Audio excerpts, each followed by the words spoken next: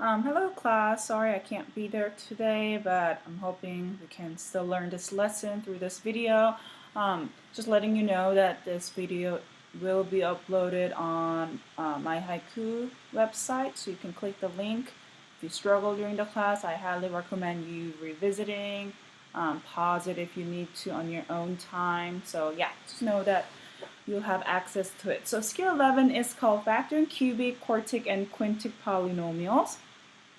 And I say all the time, I'm going to say it again, this is probably one of the easiest skill of the semester. Why? Because nothing is really new. It's going to be review of factoring you learn in Algebra 1 and Algebra 2. So before we begin though, let's talk about what factoring means, because some students are still struggling with that.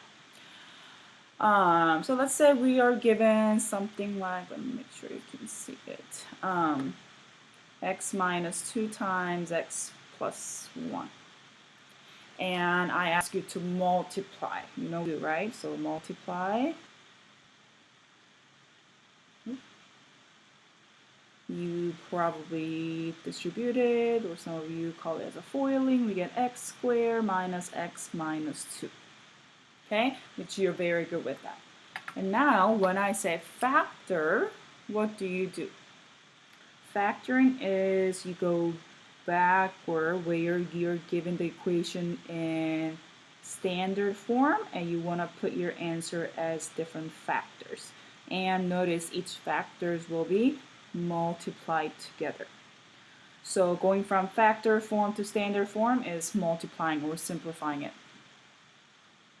And going from standard form to factor form is factor.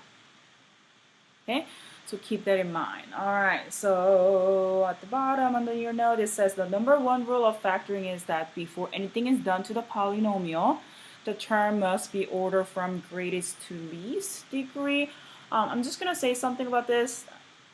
It's not really number one rule. Sometimes you can get away with it without following this step, as long as you know what you're doing. So I'm going to make my own number one rule of factoring, and that is, what is the first step of factoring? Do you guys remember? It is to factor out the greatest common factor.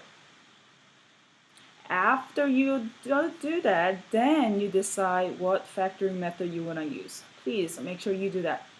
I encounter a lot of times when the problem says factor, students always goes, do I want to use difference of 2 square, sum of 2 cubes, grouping, blah, blah, blah. I'm like, no. Before you decide what method you want to do, always do this first.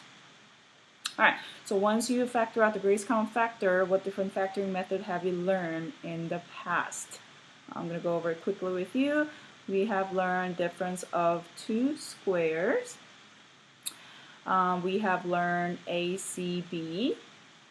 We have learned grouping. We have learned sum and difference of 2 cubes. And am I missing anything? I think that's it.